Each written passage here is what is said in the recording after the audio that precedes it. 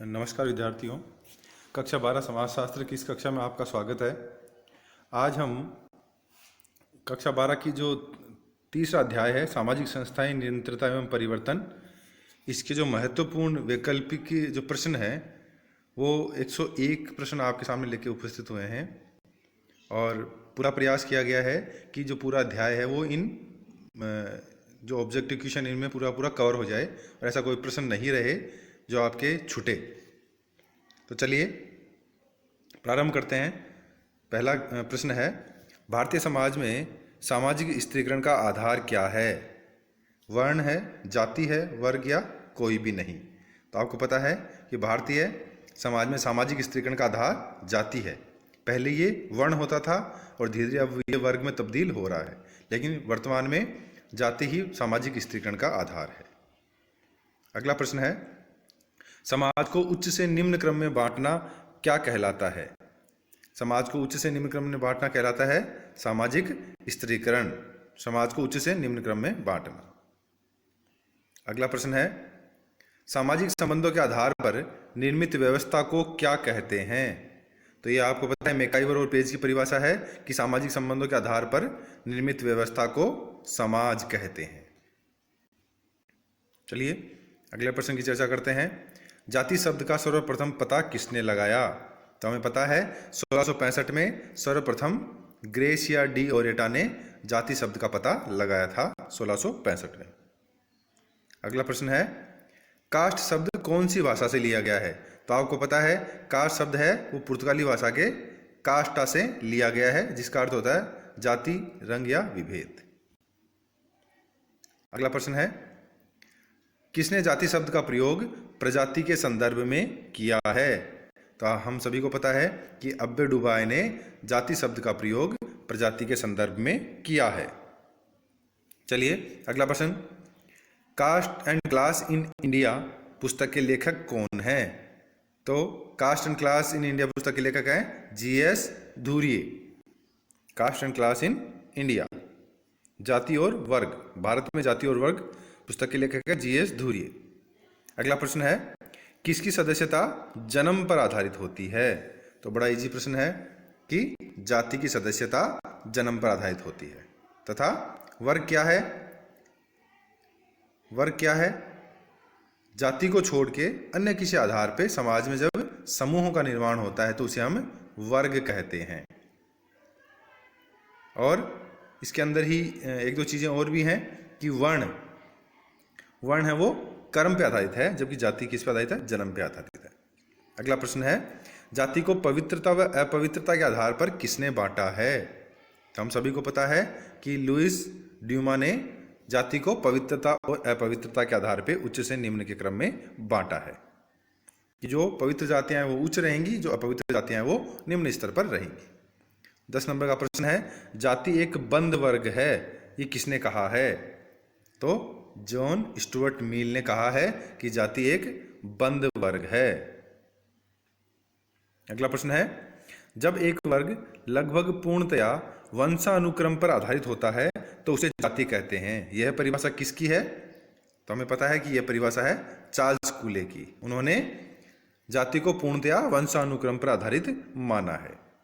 अगला प्रश्न है, जाति की 6 विशेषताओं का उल्लेख किसने किया है? तो ये हमें सभी को पता है कि जीएस धुर्वे ने जाति की 6 विशेषताओं का उल्लेख किया है, जिसमें समाज का खंडात्मक विभाजन, धार्मिक व सामाजिक नियोग्यताएं, विवाह संबंधी प्रतिबंध, व्यवसाय का प्रतिबंध, खान पान और सामाजिक सहवास प्रतिबंध जैसी 6 विशेषताओं का उल्लेख किया है। अगला है, ब्राह्मण, क्षत्रिय, वैश्य और शूद्र क्या हैं? ये जाति हैं, वर्ण हैं या वर्ग हैं या सभी हैं? तो हमें पता है कि ये 4 वर्ण हैं, ब्राह्मण, क्षत्रिय, वैश्य और शूद्र। अगला प्रश्न है, जाति से बहिष्कृत या दास या युद्ध में पराजित लोगों के लिए कौन से शब्द का प्रयोग किया जाता है? तो 4 तो वर्ण हो गए और इनके लिए पंचम, 5वां जो वर्ग है उसके लिए पंचम शब्द का प्रयोग किया जाता है। अगला है, ब्रह्मा द्वारा वर्ण की उत्पत्ति का उल्लेख कहाँ है? तो ब्रह्मा जी ने ऋग्वेद के पुरुष सूक्त के अनुसार, जो ऋग्वेद का पुरुष सूक्त है ब्रह्मा जी ने ऋग्वेद के पूर्व सूक्त के अनुसार ब्रह्मा के मुख से ब्राह्मण, भुजाओं से क्षत्रिय, उदर या पेड़ से वैश्य और जंघाओं से शूद्र की उत्पत्ति माननी है। अगला प्रश्न है, वर्ण का अर्थ निम्न में से क्या है? वर्ण करना, वृत्ति के अनुसार या रंग? तो यहाँ ऑप्शन आ जाएगा सभी। वर्ण का अर्थ है वर्ण या चुनाव करना, व्यक्ति का की जो वृत्ति है उसके अनुसार, या रंग, तीनों के लिए ही वर्ण शब्द का प्रयोग किया जाता है। 17 नंबर का प्रश्न है, जाति व्यवस्था है संपूर्ण भारत में एक समान, क्षेत्रीय या स्थानीय, अंतर्राष्ट्रीय या सभी? तो हमें पता है कि जाति क्या है, क्षेत्रीय या स्थानीय है, ये बदलती रहती है, क्षेत्र के अनुसार, स्थान के अनुसार इसमें परिवर्तन होता रहता है। वर्ण व्यवस्था है वो पूरे भारत में एक समान है, और वर्ग व्यवस्था वो अंतर्राष्ट्रीय स्तर के ऊपर पाई जाती है। अगला प्रश्न है, वर्ण आधारित है। तो जैसे हमें पता था कि जाति जन्म पे आधारित है और वर्ण किस पे आधारित है? वर्ण कर्म पर आधारित है, व्यक्ति के कार्य पर आधारित है। अगला प्रश्न है, वर्ण जाति व्यवस्था में परिवर्तित हुई, कि वर्ण है वो जाति में कब किस समय तब्दील हुआ? तो हमें पता है कि उत्तर वैदिक काल में, जब उत्तर वैदिक काल है उसमें वर्ण है धीरे धीरे जाति में तब्दील होते चले गए। अगला प्रश्न है, जाति व वर्ण व्यवस्था निम्न में से क्रमशः है बंद और खुली? जाति बंद व्यवस्था है, वर्ण खुली व्यवस्था है, ये भी सही है। जाति अपरिवर्तनशील है, वर्ण परिवर्तनशील है, ये भी सही है। जाति जन्म पर आधारित है, वर्ण कर्म पर आधारित है, तो यहाँ इसका मतलब अ, ब, स तीनों सही हैं, तो यहाँ ऑप्शन हो जाएगा सभी। चलिए अगला प्रश्न है, जाति में अभिक्रम संबंधित कठोरता का समावेश कब से प्रारंभ हुआ? मतलब ये पहले क्या था कि जाति व्यवस्था में अभिक्रम की संबंधी कठोरता नहीं थी, किसी जाति को उच्च और किसी जाति को निम्न, किसी स्थान पे उच्च किसी स्थान पे निम्न मान लिया जाता था, और ये क्षेत्रीयता के आधार पे थी। लेकिन जैसे ही औपनिवेशिक काल के अंदर जाति संबंधी जो आंकड़े एकत्रित किए गए या जातियों को अंक अधिसूचित किया गया, उसके बाद में जाति संबंधी जो कठोरता है उसका समावेश हो गया। जो उच्च जातियां थी वो हमेशा उच्च रहने लग गई, निम्न जातियां थी वो निम्न ही रहने लग गई।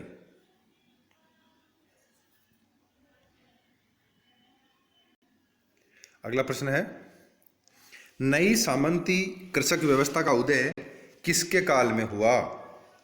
तो हमें पता है कि ये भी औपनिवेशिक काल की ही देन है, कि इस समय में जो सामंत नई सामंती व्यवस्था हो गई, कि जो भी लोग जिस क्षेत्र में उच्च थे या जिस क्षेत्र में वो अधिकार रखते थे, जमींदार थे, वही आगे उस क्षेत्र के अंदर कर वसूल करने के लिए अंग्रेजों ने उनको नियुक्त कर दिया, और ये सामंती व्यवस्था का उदय उन्होंने कर दिया।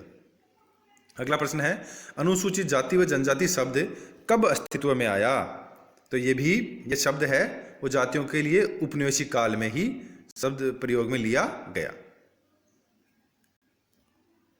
अंग्रेजों ने ही अनुसूचित जाति व जनजाति शब्द को प्रयोग में लिया। अगला प्रश्न है, जाति में परिवर्तन का मुख्य कारक है, कि जाति में जो परिवर्तन है उसका मुख्य कारक क्या है? पूंजीवाद, आधुनिकता, औद्योगिकरण? तो हमें पता है कि ये सभी ही जाति में परिवर्तन के लिए उत्तरदायी हैं। अगला प्रश्न है, जाति अंतर्विवाह जाति का सार तत्व है, यह किसने कहा है? जाति अंतर्विवाह, अंतःविवाह मतलब अपनी जाति के अंदर ही विवाह करना, यही जाति का सार तत्व, ये किसने कहा है? तो इसका आंसर है वेस्टरमार्क। वेस्टरमार्क ने जाति अंतःविवाह को ही जाति का सार तत्व बताया है। अगला प्रश्न है, संस्कृतिकरण की अवधारणा किसने दी है? तो हमें पता है कि संस्कृतिकरण की अवधारणा M.N. श्रीनिवासन ने दी है। उन्होंने मैसूर का जो कुर्ग गांव है उसमें कुर्ग जाति का अध्ययन किया था, और पहले इसको उन्होंने ब्राह्मणीकरण कहा, फिर उन्होंने संस्कृतिकरण कहा, कि उच्च जो निम्न जातियां हैं वो अपने क्षेत्र की जो उच्च जातियां हैं उनका अनुसरण करती है और 2-3 पीढ़ियों तक उनके कार्य व्यवहार और उनके कर्मकांडों को अपना लेती हैं। इस प्रक्रिया को उन्होंने संस्कृतिकरण की प्रक्रिया कहा। उनकी पुस्तक थी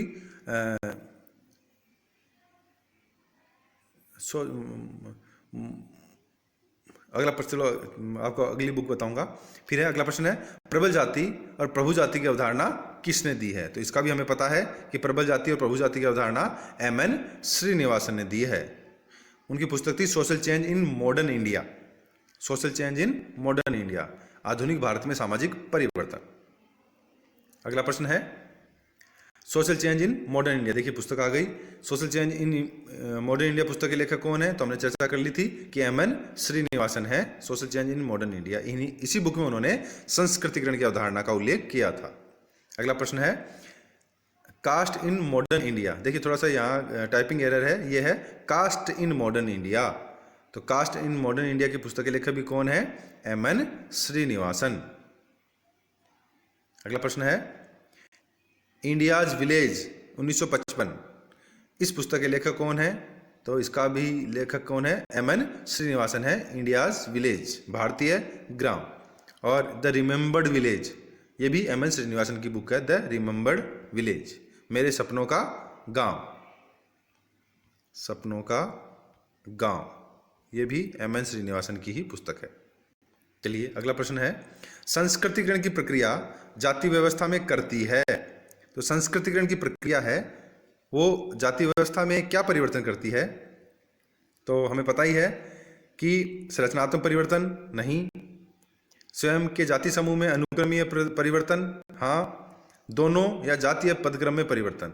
तो हमें पता है कि संस्कृतिकरण की जो प्रक्रिया है वो जाति व्यवस्था में संरचनात्मक परिवर्तन नहीं करती है, वो केवल जो स्वयं का जातीय समूह है उसी में अनुक्रमिक परिवर्तन करती है।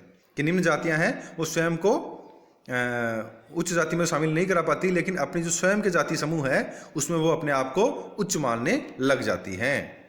यही अनुक्रमीय परिवर्तन होता है।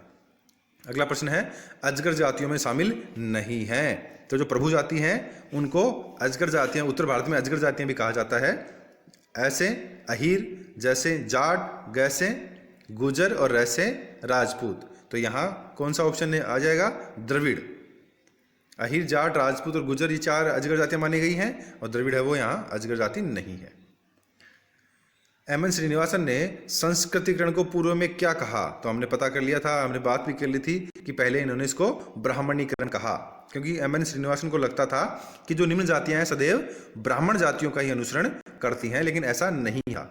फिर उनको लगा कि जो जिस क्षेत्र की प्रभु जाति है निम्न जाति उसी का ही अनुसरण करती है, इसीलिए फिर उन्होंने इसको संस्कृतिकरण कहा। अगला प्रश्न है अस्पृश्यता अपराध अधिनियम कब बना? तो सभी को पता है अस्पृश्यता अपराध अधिनियम 1955 अनुच्छेद 17। अगला प्रश्न है सत्यशोधक समाज की स्थापना किसने की? तो हमें पता है कि महात्मा ज्योतिराव फूले। उन्होंने जो निम्न जातियां हैं उनके उत्थान के लिए और मूर्ति पूजा का जो उन्होंने विरोध किया उसके लिए उन्होंने सत्यशोधक समाज की स्थापना की। अगला प्रश्न है भारत की प्रथम महिला शिक्षक कौन थी? तो हमें पता है महात्मा ज्योतिराव फूले की जो पत्नी थी सावित्रीबाई फूले, उन्होंने पुणे के अंदर पहला बालिका विद्यालय महाराष्ट्र पुणे में प्रारंभ किया था और उन्हीं को प्रथम महिला शिक्षक माना जाता है। अय्यनकली कहाँ के थे? तो हमें पता है कि अय्यनकली केरल के प्रमुख धार्मिक सुधार के अग्रणी नेता थे। अगला प्रश्न है दक्षिण भारत में निम्न जातीय आंदोलन के नेता जिन्होंने जस्टिस पार्टी का गठन किया, तो हमें पता भी है। और तमिलनाडु के अंदर एक जो प्रमुख नदी है वो है पेरियार, उसका नाम ही पेरियार से है, तो वो पेरियार थे जिन्होंने दक्षिण भारत में निम्न जाति के आंदोलन का अगुवाई की। अगला प्रश्न है किसने एक जाति एक धर्म व एक ईश्वर का नारा दिया?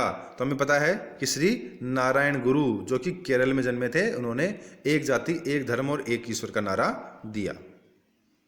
चलिए अगला प्रश्न की चर्चा करते हैं किसने जनजाति को पिछड़े हिंदू कहा है? तो ये प्रश्न बहुत बार आता है, तो इसमें कौन हो जाएगा? जी.एस. धुरिये। उन्होंने जनजातियों को पिछड़े हिंदू कहा है कि ये जो जनजातियां हैं वो पिछड़े हुए हिंदू ही हैं, इनको हिंदुओं में ही सात्मीकरण कर लेना चाहिए, इनको हिंदुओं में ही मिला लेना चाहिए।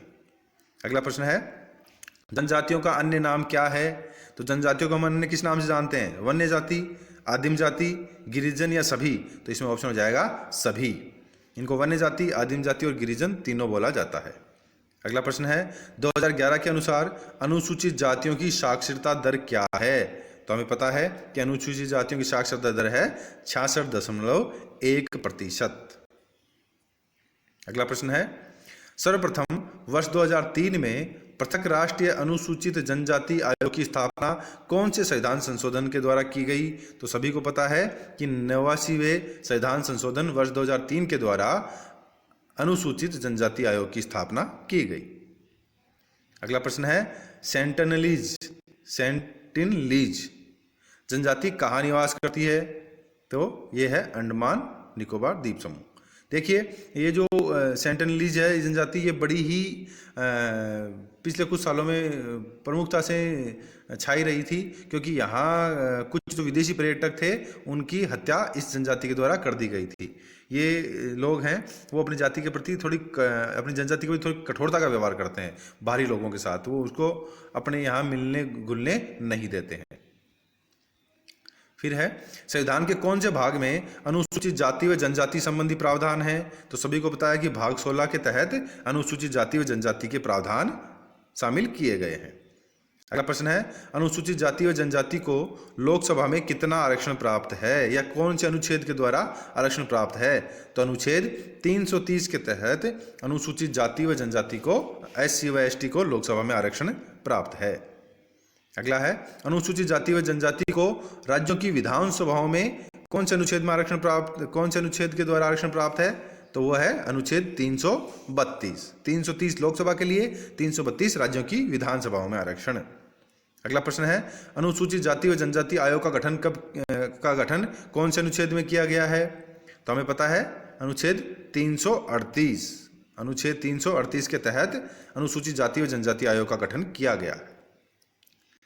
देखिए 330, 332, 335, 338। 335 कहाँ आ गया? अनुसूचित जाति व जनजाति को सरकारी नौकरियों में आरक्षण का प्रावधान है, तो हमें वो है अनुच्छेद 335। देखिए यहाँ 330 लोकसभा में आरक्षण, 332 राज्यों की विधानसभाओं में आरक्षण, 335 सरकारी नौकरियों में आरक्षण और 338 वो हो गया आयोग का गठन। तो ये चारों आप याद रखें। फिर है वर्तमान लोकसभा में अनुसूचित जाति व जनजाति की कुल कितनी सीटें आरक्षित हैं? तो अनुसूचित जाति के लिए 84 सीट हैं और अनुसूचित जनजाति के लिए 47 सीट हैं। टोटल है 131 सीट। 131 टोटल सीट हैं, 84 और 47। अगला प्रश्न है वर्ष 2011 की जनगणना के अनुसार भारत में निवास करने वाली जनजातियों का प्रतिशत है, मतलब कितनी जो जनसंख्या वो कितना प्रतिशत है भारत की जनसंख्या का? तो अनुसूचित जो हमारी जो जनजातियां हैं वो 8.61% हैं। मतलब भारतीय जो कुल जनसंख्या है उसमें 8.61% क्या है? जनजातीय जनसंख्या है। अगला प्रश्न है भारत में सर्वाधिक जनजातीय जनसंख्या कहाँ निवास करती है? तो ये तो बड़ा सिंपल प्रश्न है, सबको पता है कि मध्य प्रदेश में सर्वाधिक जनजातीय जनसंख्या निवास करती है। अगला प्रश्न है जनसंख्या में सर्वाधिक अनुसूचित जनजाति का प्रतिशत कहाँ है? मतलब किस राज्य में की जो कुल जनसंख्या है उसमें सर्वाधिक अनुसूचित जनजाति के लोग हैं? तो हमें पता है कि मिजोरम, वहाँ 95% या कह सकते हैं कि लगभग पूरी जनसंख्या ही अनुसूचित जनजाति की है। अगला प्रश्न है जनजातीय आबादी का 85% भाग कहाँ निवास करता है? ये बड़ा इंपॉर्टेंट प्रश्न है कि अधिकांश जो जनजातीय आबादी है 85% आबादी को कहाँ निवास कर रही है? उत्तर भारत में, मध्य भारत में, पूर्वोत्तर भारत में या दक्षिण भारत में? तो देखिए अधिकांश जो जनजातीय आबादी है वो मध्य भारत में निवास करती है, उसके बाद में 11% वो पूर्वोत्तर भारत में, तो दो ही जगह हैं। अगला है जनजातीय आबादी का 11% भाग कहाँ निवास करता है? तो हमने चर्चा कर ली पिछले क्वेश्चन में कि पूर्वोत्तर भारत में। असम, मेघालय, त्रिपुरा, नागालैंड, मिजोरम, इनमें 11% पॉपुलेशन है, और महाराष्ट्र, राजस्थान, छत्तीसगढ़, बिहार और मध्य प्रदेश, इन क्षेत्रों के अंदर 85% जनसंख्या, और बची हुई 1% जनसंख्या पूरे भारत में। DN मजुमदार ने भाषाई आधार पर जनजातियों को कितनी श्रेणी में बांटा है? तो उन्होंने 4 श्रेणी में बांटा है। द्रविड़, ऑस्ट्रेलियन, ऐसे करके उन्होंने 4 भाषा के आधार पर जनजातियों को बांटा है। अगला है, असम के चाय बागानों में अधिकांश कौन सी जनजाति कार्य करती है? तो हमें पता है कि संथाल और गोंड। पूर्वोत्तर भारत की जो दो जनजातियां हैं, संथाल व गोंड, जो कि असम के चाय के बागानों में काम करती है। अगला प्रश्न है, जनजातियों का हिंदू समाज में समाहित होने की प्रक्रिया क्या कहलाती है? तो हमें पहले भी चर्चा की थी हमने, इसको हम सात्मीकरण की प्रक्रिया कहते हैं। जैसे जीएस धुरिया ने कहा था कि जनजातियां पिछड़े हिंदू हैं, इनको हिंदुओं में ही समाहित कर लेना चाहिए। तो इस प्रक्रिया को कि जब जनजातियां हिंदू समाज में समाहित होने लग जाती हैं, उसको हम सात्मीकरण की प्रक्रिया कहते हैं। अगला प्रश्न है, एक संस्कृति के द्वारा दूसरी संस्कृति की विशेषताओं को अपनाना क्या कहलाता है? तो उसको बोलते हैं पर संस्कृति ग्रहण। एक जैसे भारतीय संस्कृति है, उसने पश्चिमी संस्कृति के कुछ चीज़ों को अपना लिया है, और पश्चिमी संस्कृति ने भारतीय संस्कृति की कुछ चीज़ों को अपना लिया, उसको पर संस्कृति ग्रहण की प्रक्रिया कहते हैं। अगला प्रश्न है, मीणा, ग्रासिया व कालबेलिया जनजातियां समूह सर्वाधिक कहाँ पाई जाती हैं? तो सभी को पता है कि राजस्थान में सबसे अधिक मीणा, ग्रासिया और कालबेलिया जनजातियां पाई जाती हैं। अगला प्रश्न है, किस अनुच्छेद में जनजातियों को सरकारी शिक्षण संस्थाओं में आरक्षण प्राप्त है? तो अनुच्छेद 240 के तहत जनजातियों को सरकारी विद्यालयों में, संस्थाओं में आरक्षण प्राप्त है। 62 नंबर क्वेश्चन है, जनजातियों को अधिसूचित करने का अधिकार किसे है? मतलब कोई भी जाति है, वो जनजाति, कोई भी समूह है, वो जनजातीय समूह कब कहलाएगा या उसकी अधिसूचना कौन जारी करेगा? तो ये जारी करेगा राष्ट्रपति। राष्ट्रपति को ये अधिकार है, वो किसी भी जनजाति को, किसी भी जाति को जनजाति या किसी भी समूह को जनजातीय समूह घोषित कर सकता है। फिर है, नीलगिरी की पहाड़ियों में कौन सी जनजाति निवास करती है? तो हमें पता है कि जो टोडा जनजाति है, वो नीलगिरी की पहाड़ियों में निवास करती है। अगला प्रश्न है, जनजातियों का मसीहा किसे कहते हैं? तो हमें पता ही है कि ठक्कर बापा को जनजातियों का मसीहा कहा जाता है। अगला प्रश्न है, जनजातीय महाद्वीप किसे कहते हैं? तो यह भी हमें पता है कि सबसे अधिक जनजातियां अफ्रीका महाद्वीप में पाई जाती हैं। अगला प्रश्न है, सेंटनलीज, ओंग, जारवा और सोमपेन जनजातियां कहाँ निवास करती है? तो पहले भी प्रश्न आया था सेंटनलीज के लिए, तो यह है अंडमान और निकोबार द्वीप समूह में सबसे अधिक ओंग, जारवा, सोमपेन और सेंटनलीज जनजातियां निवास करती है। फिर है, जो जाति क्रम में ना अगड़ी हो और ना ही निम्नतम सोपान पर हो, उसे क्या कहते हैं? उच्च जाति, पिछड़ी जाति, निम्न जाति या जनजाति? तो हमें पता है कि न तो जो निम्न है न वो अगड़ी है, वो क्या है? पिछड़ी है, वो बीच में है। न तो वो उनका पूरा विकास हुआ है, न ही वो एकदम निम्नतम सोपान पे या एकदम ही पिछड़ी हुई है, तो उनको बीच में दर्जा दिया गया, उनको पिछड़ी जाति बोला जाता है। अन्य पिछड़ा वर्ग, उनके लिए APY, अन्य पिछड़ा वर्ग कहा जाता है उनको, जिनको 27% आरक्षण प्राप्त है। अगला प्रश्न है, अन्य पिछड़ा वर्ग को सार्वजनिक क्षेत्र में कितना प्रतिशत आरक्षण प्राप्त है? तो अभी मैंने बता दिया था आपको कि 27% आरक्षण सार्वजनिक संस्थाओं में आरक्षण के रूप में प्राप्त है। अगला प्रश्न है, राष्ट्रीय पिछड़ा वर्ग आयोग का गठन कब किया गया? तो सभी को पता है कि 14 अगस्त 1993 को राष्ट्रीय पिछड़ा वर्ग आयोग का गठन किया गया। अगला प्रश्न है, जजमानी प्रथा का सर्वप्रथम उल्लेख किसने किया था? तो सभी को पता है कि विलियम वाइजर के द्वारा जजमानी प्रथा का उल्लेख सर्वप्रथम किया गया था, जिसमें एक जजमान होता है और एक यजमान होता है। एक जाति दूसरी जाति की आवश्यकताओं की पूर्ति करती है। अगला प्रश्न है, भैंस पालन कौन सी जनजाति करती है? तो हमें पता है कि टोडा जनजाति के द्वारा भैंस पालन किया जाता है। अगला है, समाजीकरण की प्रथम संस्था क्या है? तो समाजीकरण के तहत हमें पता ही है कि प्रथम संस्था परिवार है। बच्चा जो कुछ भी सीखता है सबसे पहले अपने परिवार में है और अपनी माता के द्वारा ही सीखता है। फिर है, फैमिली शब्द कहाँ से आया है? तो हमें पता है कि फैमिली शब्द है वो लैटिन भाषा के फेमुलस से आया है, जिसके अंदर माता पिता और उनकी अविवाहित संतान शामिल की गई है। अगला प्रश्न है, परिवार प्रथम मानवीय पाठशाला है, यह कथन किसका है? तो यह कथन है बोगार्डस का। उन्होंने परिवार को प्रथम मानवीय पाठशाला माना है। अगला है, परिवार मानव स्वभाव की पोषिका है, यह कथन किसका है? तो यह कथन है चार्ल्स कूले का, CS कूले। परिवार मानव स्वभाव की पोषिका है।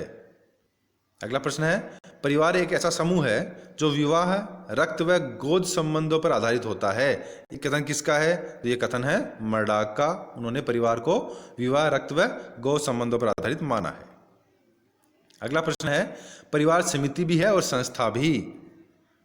तो ये कथन है मैकाइवर और पेज का। तो मैकाइवर पेज कहते हैं कि व्यक्ति समिति का सदस्य होता है, न कि संस्था का। और यही बात उन्होंने यहां भी कही है कि परिवार समिति और संस्था दोनों है, मैकाइवर और पेज। अगला प्रश्न है, सर्वप्रथम 1949 में मूल परिवार की अवधारणा किसने दी? तो हमें पता है कि मूल परिवार की अवधारणा किसके द्वारा दी गई है? तो ये भी मर्डॉक के द्वारा दी गई है। संयुक्त, ये जिसको मूल परिवार जिसको हम बोलते हैं, एकल परिवार। 79 नंबर का प्रश्न है, माता पिता व उनकी अविवाहित संतान कौन से परिवार में निवास करती हैं? तो हमें पता है एकल परिवार, नाभिकीय परिवार, केंद्रीय परिवार सब एक ही हैं, जिसमें माता पिता और उनकी अविवाहित संतानें निवास करती हैं। इंग्लैंड में इसमें नौकर भी शामिल किया जाता है।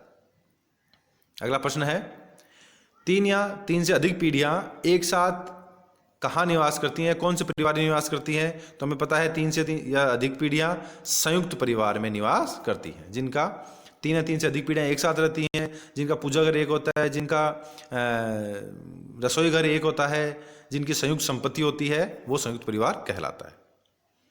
81 नंबर का क्वेश्चन है, मातृ स्थानीय परिवार पाए जाते हैं। मातृ स्थानीय परिवार नायर में जनजाति में, खासी जनजाति में, गारो में और सभी में।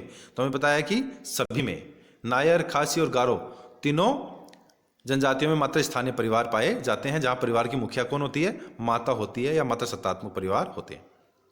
अगला प्रश्न है, विवाह के पश्चात लड़का लड़की नए घर में जाकर रहते हैं, तो ऐसा परिवार क्या कहलाता है? ऐसा परिवार कहलाता है नवस्थानीय।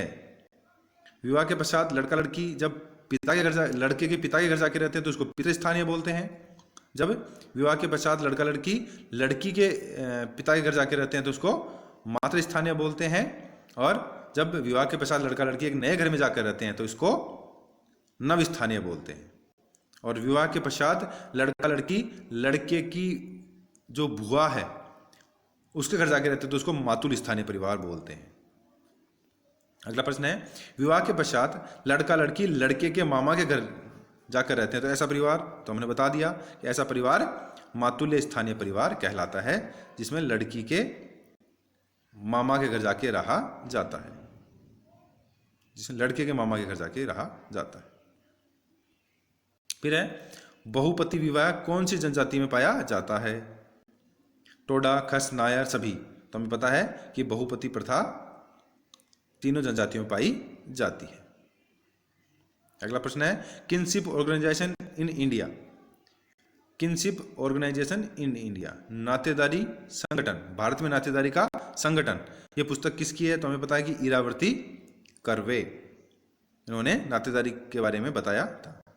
अगला प्रश्न है, गोद लिया हुआ बच्चा कौन सी नातेदारी में शामिल होता है?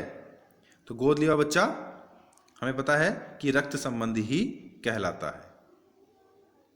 अगला प्रश्न है, प्राथमिक, द्वितीयक और तृतीयक संबंधी क्रमशः हैं। प्राथमिक संबंध कितने प्रकार के होते हैं? द्वितीयक कितने प्रकार के और तृतीयक कितने प्रकार के? तो हमें पता है कि 8 प्रकार के प्राथमिक नातेदार होते हैं, 33 प्रकार के द्वितीयक नातेदार होते हैं और 151 प्रकार के तृतीयक नातेदार होते हैं।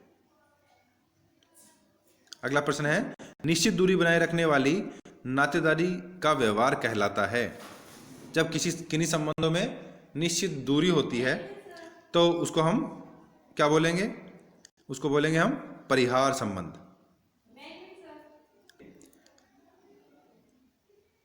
अगला प्रश्न है, बुआ को महत्व देने वाली नातेदारी की रीति या व्यवहार क्या कहलाती है?